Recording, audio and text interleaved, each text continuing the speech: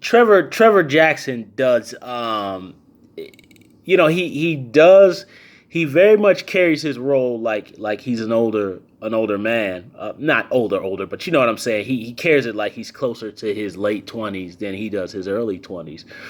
Um, Esai Morales, we all of us from the '80s remember him from Bad Boys, not with Will Smith and Martin, but with Sean Penn, and he's done tons of character work. Kind of lately he plays this kind of role, but I understand he's making his money.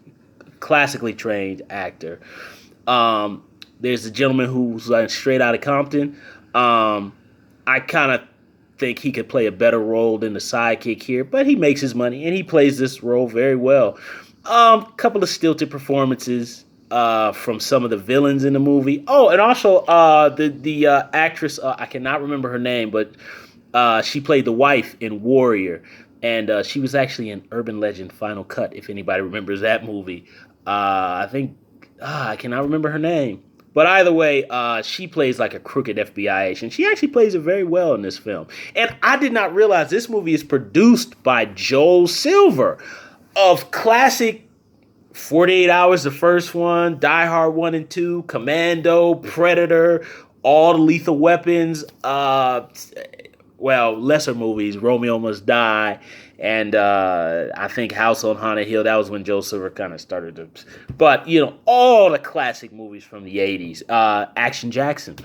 He produced this film, so that would probably explain why the production value in Superfly 2018 is phenomenal. It's phenomenal.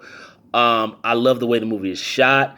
And the thing is, it doesn't have a lot of hyper editing, the Michael Bay kind of hyper style editing that was kind of in throughout, which came in the 90s. It doesn't have any of that. A lot of light, nice, wide camera angles. The actors really use the frame. Not a lot of cuts. It's very nice. You can sit there and enjoy their performances, enjoy the acting. The colors in this movie, because the gentleman who directed it was a music video director.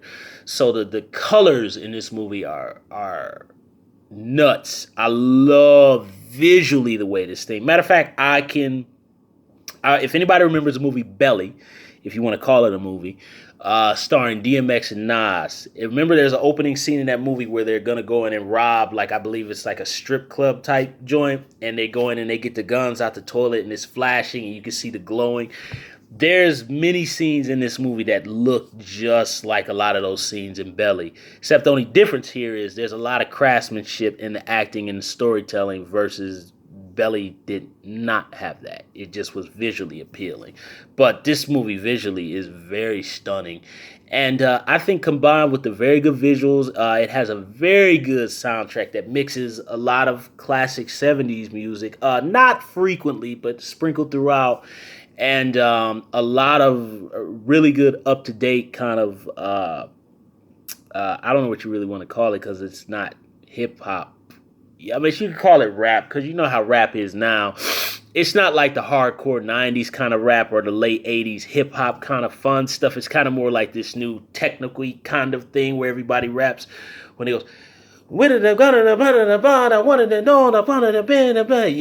that crap is what I think it is. But the beats in them, that's something everybody used to say back in the 90s. The parents used to say, I hate Snoop Doggy Dogg. I hate Bone Thugs and Harmony. The beat. So I guess I'm transforming into one of those older people who hates the lyrical style, but I do like the beat. The beats in this thing are really sick, man. I really like a lot of the soundtrack. I might actually even go pick it up, I won't buy the soundtrack anymore on CD. I'll probably just download it. But the soundtrack, the visuals, and the acting are very good in this film. And also, I want to address the issue of people feeling like because Black Panther came out and it was very uplifting to us that now this Superfly remake is taking us back to stuff from the 70s and the 80s and the early 90s, kind of stereotypical gangster pictures. One thing I will say is that this movie is so out the realm of reality. I'd use the example of the scene in Scarface from Al Pacino from 1983, where he's sniffing that giant table of coke and the guys are shooting him. He's like, I'm still standing. That's the tone of this entire movie. This entire movie is basically if you combine a comic book movie and a blaxploitation movie. It's so out the realm and so heightened. It really almost is equivalent to like a movie like Romeo Must Die, which would had elements of real life, but you kind of tried to meld it into this hip hop kung fu movie, and that's kind of what they do here. That probably explains with Joe Silver producing it why it has kind of the actiony elements of the kung fu fighting and some of the car chases. The villains in this movie are known as I forgot their name, but they wear all white, right? So they have like a lot of the poofy coats from like the Wu-Tang Clan, Puffy, Sean Combs era of rap, but they just wear all white. Their guns are white, their cars are white, their houses are white, and there's a scene where one of their brethren dies, and the guy throws a bunch of cash on the funeral director and says, I want him buried in white with gold trim on the casket. Otherwise, that's going to be your ass. I mean, it's absolutely ridiculous.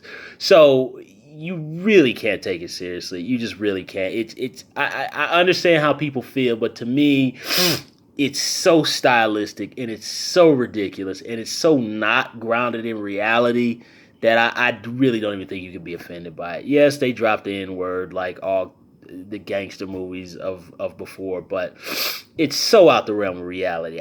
For me, I wasn't even offended by it. I just thought it was ridiculous, but it was fun. What else can I say about it?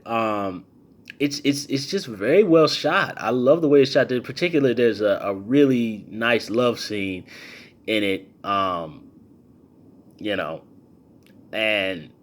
the two girls, they're gorgeous. And Trevor Jackson, he does his role, is to look like the dude who can handle his business. And it is actually very tastefully done and it's very beautifully shot. I really enjoyed that scene. Not just from the a guy watching that kind of stuff, but I mean, it really was beautifully shot. That was hands down on my favorite scene in the entire movie. I really, really, really love that scene in the movie. But I all in all, I really had a good time with it. I've been getting different opinions where people don't like it. I can understand that, but I had no expectations for this thing. I thought I was really going to hate it. When I saw the previews, I was like, why? But it turned out to be a lot of fun.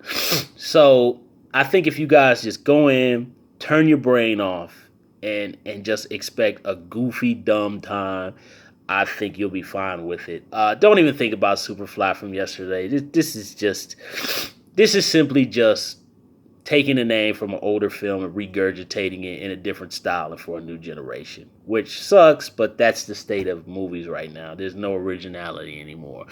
I think they simply could have made this something else and it would have been fine. But I do like that the movie is aware that it's of a different time, because there is a scene where one of the characters is pointing the gun at Priest, and he goes, man, with your Morris Day looking hair. We all remember Morris Day, Prince's arch enemy from Purple Rain and Graffiti Bridge. And Priest's exact response is, who the F is Morris Day? So that gives you a complete indication that this movie is just not made for older people. This is made for a new generation. So keep that in mind. And I think you will enjoy Superfly 2008. Thumbs up the video, subscribe to the channel, share the video. Don't forget to hit the little bell and leave comments down below about how you felt about Superfly 2018. RMJ.